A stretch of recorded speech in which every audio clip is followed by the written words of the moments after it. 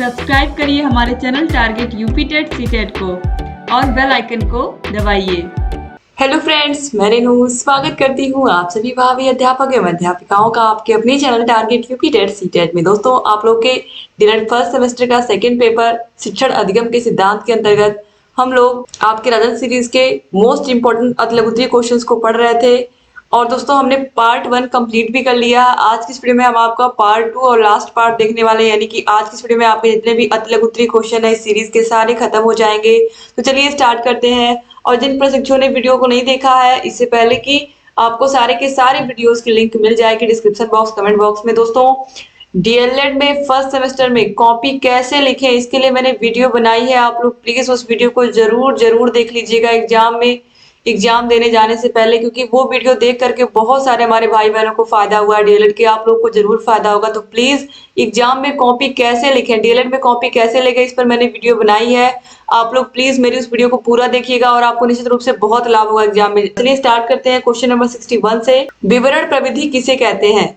तो विवरण शिक्षण या सूचना देने की एक महत्वपूर्ण प्रविधि है। विवरण की कला प्रत्येक शिक्षक में जन्मजात पाई जाती है। तो शिक्षक होता है क्या है, एक तरीके से हम कह सकते हैं वो इंफॉर्मेशन ही तो देते हैं, बच्चों को सूचना ही तो देते हैं।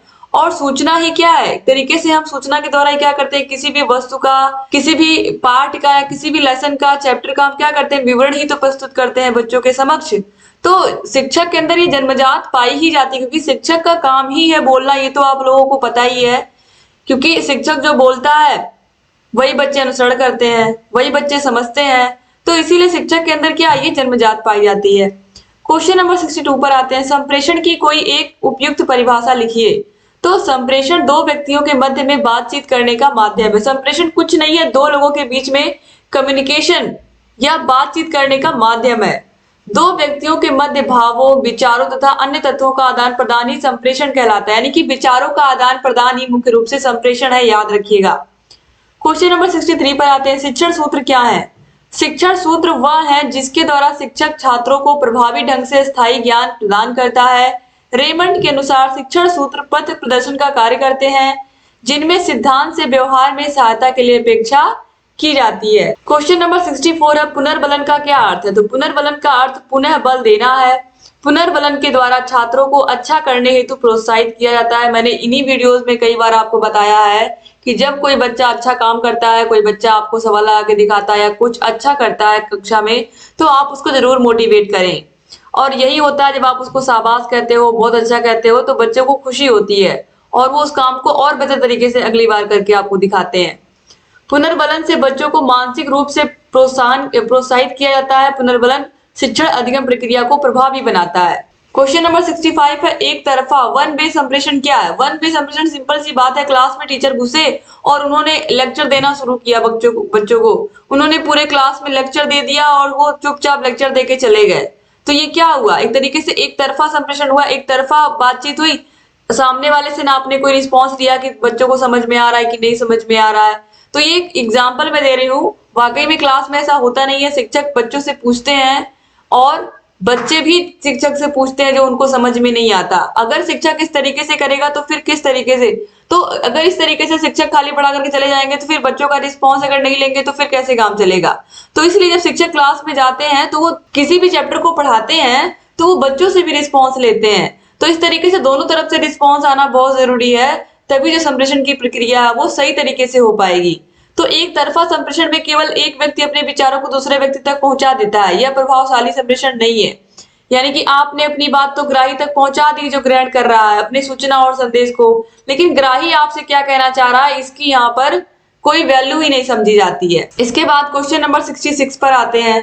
प्रभावी संप्रेषण किसे कहते हैं? प्रभावी संप्रेषण में एक व्यक्ति अपने विचारों को दूसरे व्यक्ति तक पहुंचाता है और दूसरा व्यक्ति उसे समझ लेता है तथा उसी के अनुसार उसका जवाब देता है। जैसे कि आपने कक्षा में बच्चों को कोई चैप्टर पढ़ाया और उसके बाद आप बच्चों से प्रश्न कर रहे हैं, बच्चों को जहां नहीं समझ में आ रहा बच्चे आपसे प्रश्न कर रहे हैं। तो इस तरीके से क्या हो रहा है, सवाल जवाब हो रहा है ना दोनों लोगों के बीच, यानी कि संप्रेषण प्रभावी हो रहा है, क्योंकि दोनों लोग आपस में क्या कर रहे हैं, बच्चे भी कनेक्ट है टीचर से और टीचर भी कनेक्ट है बच्चों से।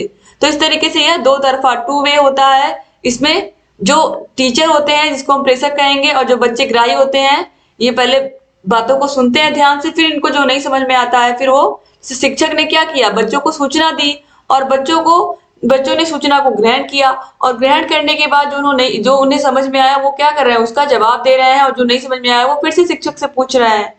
तो इस तरीके से ये प्रभावी संप्रेषण हुआ, क्योंकि ये दो तरफा है, दोनों तरफ से लोग क्वेश्चन पूछ रहे हैं, जवाब दे रहे हैं। क्वेश्चन नंबर 67 है, अपूर्ण संप्रेषण एवं प्रभावी संप्रेषण में अंतर बताइए। तो अपूर्ण संप्रेषण एक तरफा होता है, जबकि प्रभावी संप्रेषण दो तरफा होता है, इसमें दोनों पक्ष सक्रिय होते हैं। क्वेश्चन नंबर 68 है, संप्रेषण संबंधी बाधाएं कौन कौन सी हैं। तो देखिए, संप्रेषण संबंधी जो बाधाएं होती हैं, संप्रेषण संबंधी बाधाओं में मुख्य रूप से शिक्षक का उच्चारण स्पष्ट ना होना, यानी कि जो शिक्षक है वो क्या बोल रहा है बच्चे समझ नहीं पा रहे हैं, वो जो प्रोनाउंसिएशन कर रहे हैं उसको बच्चे समझ ही नहीं पा रहे हैं। इसके अलावा बच्चे क्लास में रुचि नहीं ले रहे हैं, फिर यह शिक्षक का हाव भाव स्पष्ट ना होना। तो ये प्रमुख कारण है संप्रेषण में बाधा के।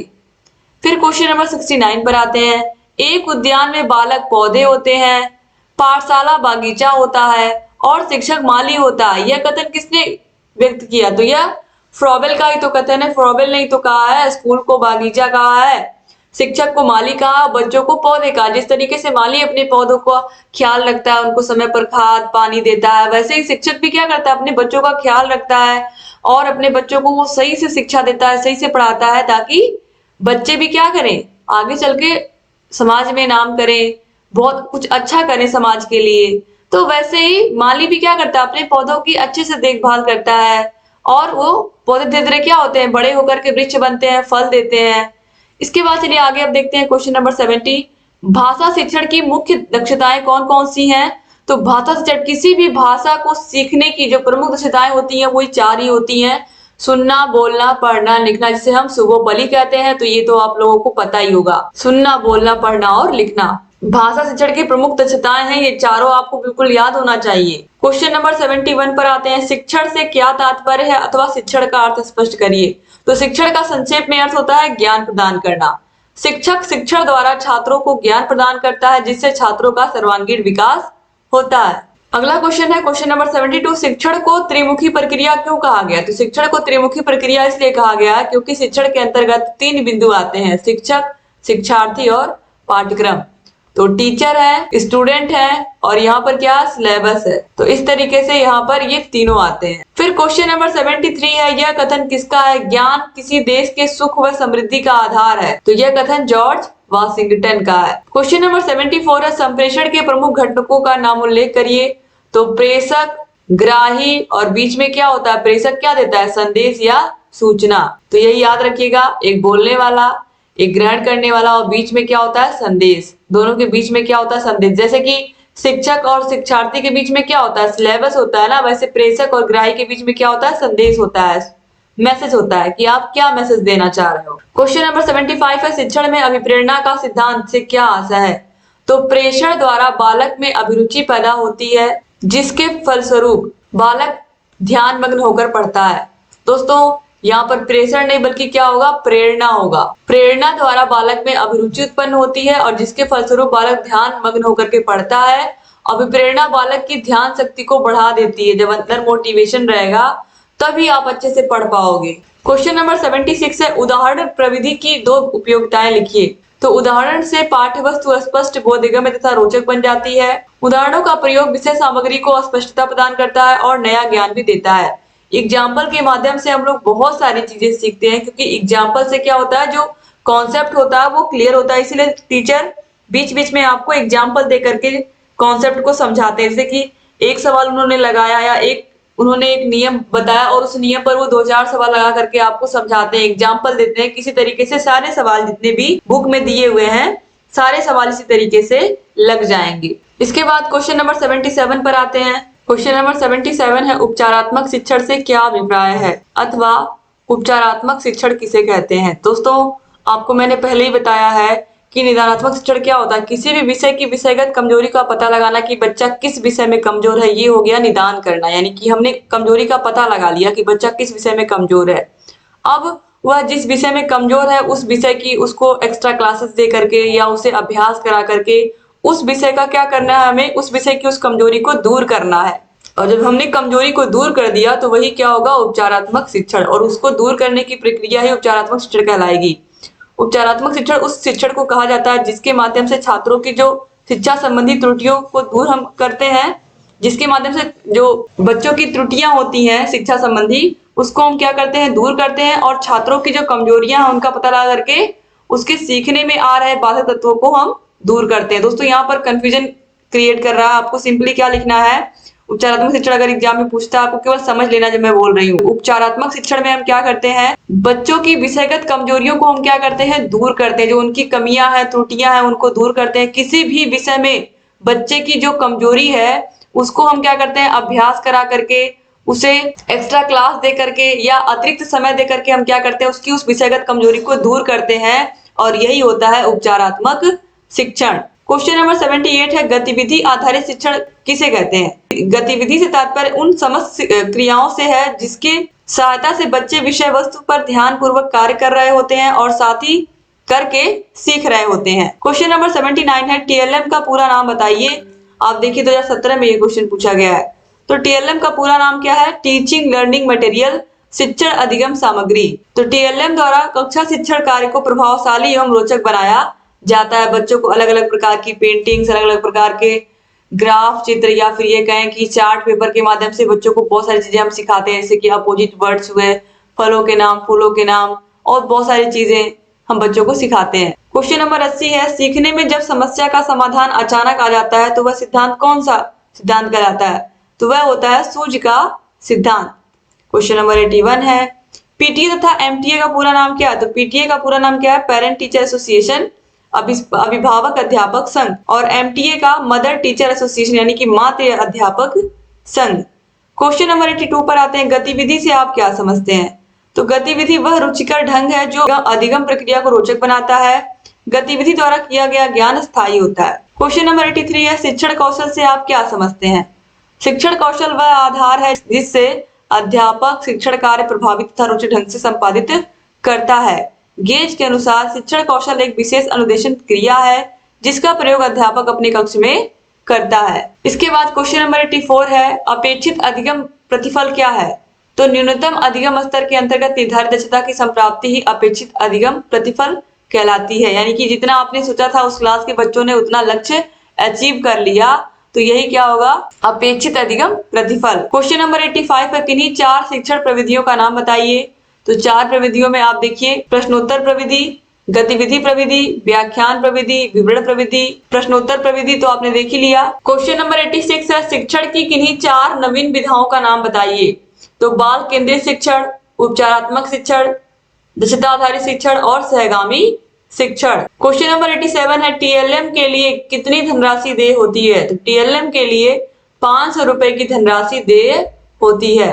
क्वेश्चन नंबर 88 है, बीआरसी का पूरा नाम क्या है। तो ब्लॉक रिसोर्स सेंटर, ब्लॉक संसाधन केंद्र। तो हर जिले में से आपका जो भी जिला है, आप जिस भी जिले में रहते हो, गोरखपुर में रहते हो, बस्ती में रहते हो, संत कबीर नगर में रहते हो, बनारस में, जहां पर भी आप रहते हो, उस जिले की जो शिक्षा व्यवस्था होती है, आपको पता है जो बेसिक शिक्षा होती है कक्षा 1 से 8 तक, बेसिक शिक्षा का जो सबसे बड़ा अधिकारी होता है वो होता है बीएससी यानी कि बेसिक शिक्षा अधिकारी।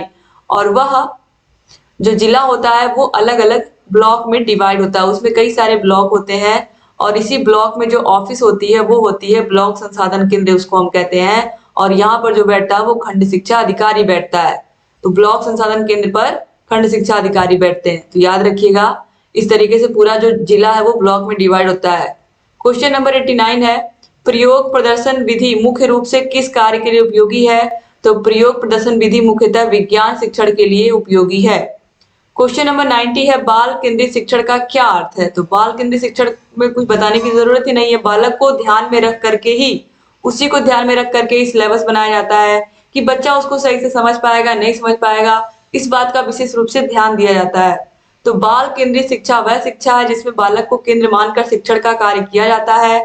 बाल केंद्रित शिक्षा शिक्षण की नवीन विधा है। क्वेश्चन नंबर 91 है, शिक्षण पद्धति के अंतर्गत डाल्टन योजना का प्रतिपादन किसने किया था। तो शिक्षण पद्धति के अंतर्गत डाल्टन योजना का प्रतिपादन हेलेन फार्कस ने किया था। क्वेश्चन नंबर 92 है, किस शिक्षण पद्धति में प्रथम बार बच्चों को लिख कर सिखाने की क्रिया में मांसपेशियों के संतुलन पर जोर दिया गया।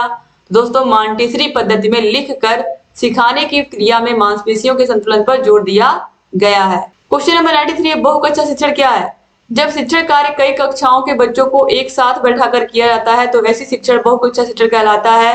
बहुकक्षा शिक्षण शिक्षण की नई विधा है। क्वेश्चन नंबर 94 पर आते हैं। प्लेवे पुस्तक के लेखक कौन है? तो ये है हेनरी कोल्डवेल कुक, याद रखिएगा आप लोग। और खेल विधि का जनक भी इन्हीं को कहते हैं। क्वेश्चन नंबर 95 है, बीडी भाटिया के अनुसार प्रेरणा सिद्धांत क्या है? तो प्रेरणा बालक में रुचि पैदा करती है और जब वह एक बार किसी विषय में रुचि लेने लगता है तो वह उसे ध्यान पूर्वक पढ़ता है अथवा करता है, वह उसमें ध्यान मग्न होकर कोई कार्य करता है। इस प्रकार सीखने का कार्य आसान हो जाता है, चाहे वह आगे कठिन हो। क्वेश्चन नंबर 96 है, उत्तम शिक्षण अधिगम सामग्री की दो विशेषताएं बताइए। तो बिना लागत की शिक्षण अधिगम सामग्री होनी चाहिए और अल्प लागत की शिक्षण अधिगम सामग्री होनी चाहिए। क्वेश्चन नंबर 97 है, किन्हीं 4 शिक्षण सूत्रों का नाम बताइए। तो सरल से जटिल की ओर, स्थूल से सूक्ष्म की ओर, ज्ञात से अज्ञात की ओर और पूर्ण से अंश की ओर। क्वेश्चन नंबर 98 पर आते हैं, कहानी सुनते समय शिक्षक को किन किन बातों का ध्यान रखना चाहिए? कहानी सुनाते समय यहाँ पर होगा, तो कहानी सुनाते समय शिक्षक को सबसे पहले कहानी सुनाते समय शिक्षक का संप्रेषण अच्छा होना चाहिए। इसके अलावा उच्चारण शुद्ध होना चाहिए और स्पष्ट होना चाहिए। कहानी की भाषा सरल होनी चाहिए ताकि बच्चे उसको समझ पाए, अंडरस्टैंड कर पाए। और छात्र के मानसिक स्तर के अनुकूल ही कहानी होनी चाहिए। ऐसा नहीं जो कक्षा 2 को सुनानी चाहिए, जो कहानी कक्षा 10 को आप सुना रहे हो वही कक्षा 2 के बच्चों को आकर के सुना रहे हो, तो वो कक्षा 10 वाली कहानी कक्षा 2 के बच्चों को समझ ही नहीं आएगी। क्वेश्चन नंबर 99 है, राज्य शैक्षिक तकनीकी संस्थान कहाँ है? तो राज्य शैक्षिक तकनीकी संस्थान लखनऊ में है। क्वेश्चन नंबर 100 है, राज्य परियोजना कार्यालय कहाँ है? तो राज्य परियोजना कार्यालय लखनऊ में है। क्वेश्चन नंबर 101 यहाँ पर दोस्तों देखिए, सी मैट क्या है? तो सी मैट प्रयागराज में स्थित है। सी मैट कहाँ है? तो यह प्रयागराज यानी कि इलाहाबाद में स्थित है। फिर क्वेश्चन नंबर 102 है, उच्च शिक्षण संस्थान कहाँ स्थित है या उच्च अध्ययन शिक्षा संस्थान? तो आप सभी को पता ही है, प्रयागराज इलाहाबाद में स्थित है। फिर क्वेश्चन नंबर 103 है, SCERT का पूरा नाम क्या है? तो SCERT का पूरा नाम क्या? राज्य शैक्षिक अनुसंधान और प्रशिक्षण परिषद। और NCERT का फिर पूछा है, तो NCERT का क्या है? राष्ट्रीय शैक्षिक अनुसंधान और प्रशिक्षण परिषद। इसके बाद क्वेश्चन नंबर 105 है, राज्य शैक्षिक अनुसंधान और प्रशिक्षण परिषद का गठन किस वर्ष हुआ? तो राज्य शैक्षिक अनुसंधान और प्रशिक्षण परिषद का गठन 1981 में हुआ। तो SCERT का गठन कब हुआ अगर पूछेगा तो आप 1981। और NCERT का अगर पूछेगा तो आप क्या बताओगे? NCERT का 1961 में हुआ था, 1961 में, यानी कि NCERT के ठीक 20 साल बाद SCERT का गठन हुआ है। क्वेश्चन नंबर 106 है, सूक्ष्म शिक्षण के 4 चरण कौन से होते हैं? तो योजना, पाठन, पुनर्भरण, पुनर्शिक्षण, पुनर्योजना और पुनर्भरण। क्वेश्चन नंबर 107 है, शिक्षण की कोई एक परिभाषा लिखिए। तो शिक्षण एक सामाजिक प्रक्रिया है जिस पर प्रत्येक देश की शासन प्रणाली, सामाजिक दर्शन, सामाजिक परिस्थितियां, मूल्यों एवं संस्कृति का प्रभाव पड़ता है। जिस देश में जैसी शासन प्रणाली या सामाजिक तथा औद्योगिक परिस्थितियां होंगी वहां उसी प्रकार की शिक्षण प्रक्रिया होगी। इसके बाद क्वेश्चन नंबर 108 पर आते हैं, शिक्षण के कोई 2 उद्देश्य बताइए। तो मानसिक क्षमता का विकास करना, बच्चों का सर्वांगीण विकास करना और क्रियाशीलता का विकास करना। 2015 में पूछा गया, 16 में पूछा गया, 17 में पूछा गया, 18 में पूछा गया, लगातार ये पूछा गया। तो शिक्षण का सबसे पहला उपयोग होता है बच्चों की मानसिक क्षमता में वृद्धि करना, इसके अलावा बच्चों का सर्वांगीण विकास करना। क्वेश्चन नंबर 109 है, डाइट का पूरा नाम क्या? तो जिला शिक्षा एवं प्रशिक्षण संस्थान। क्वेश्चन नंबर 110 है, एनपीआरसी प्रमुख को क्या कहते हैं? तो एनपीआरसी प्रमुख को हम क्या कहते हैं? एनपीआरसी प्रमुख को हम संकुल कहते हैं। दोस्तों यहाँ पर क्या रहेगा? संकुल। और यहाँ पर दोस्तों यहाँ पर क्वेश्चन गलत पूछा है, क्वेश्चन को हम सही करते हैं। एनपीआरसी का पूरा नाम पूछा है, यहाँ पर एनपीआरसी का पूरा नाम रहेगा। देखिए यहाँ पर आंसर में दिया है एनपीआरसी का पूरा नाम, तो एनपीआरसी का पूरा नाम यहाँ पर आएगा। तो एनपीआरसी का फुल फॉर्म क्या हो जाएगा? न्याय पंचायत संसाधन केंद्र। फिर है 111 नंबर क्वेश्चन, एनपीआरसी प्रमुख को क्या कहते हैं? तो एनपीआरसी प्रमुख को हम संकुल प्रभारी कहते हैं। क्या कहते हैं? संकुल प्रभारी। क्वेश्चन नंबर 112 है, ग्राम शिक्षा समिति का अध्यक्ष कौन होता है? तो ग्राम शिक्षा समिति का अध्यक्ष ग्राम प्रधान होता है। याद रखिएगा, ग्राम शिक्षा समिति का अध्यक्ष कौन होता है? ग्राम प्रधान होता है। फिर क्वेश्चन नंबर 113, ग्राम शिक्षा समिति का सचिव कौन होता है? तो सचिव कौन होता है? प्रधानाध्यापक। विलेज एजुकेशन कमेटी, तो इसको हम क्या कहेंगे? VEC कहेंगे। ठीक है, ग्राम शिक्षा समिति को। और जो SMC होता है दोस्तों, ये होता है विद्यालय प्रबंध समिति होती है। इसमें एक अध्यक्ष होते हैं जो अभिभावकों में से ही बनाए जाते हैं। अब इसके बाद हम आगे बढ़ेंगे। क्वेश्चन नंबर 114, राज्य शिक्षा संस्थान कहाँ है? तो राज्य शिक्षा संस्थान कहाँ है? प्रयागराज में है।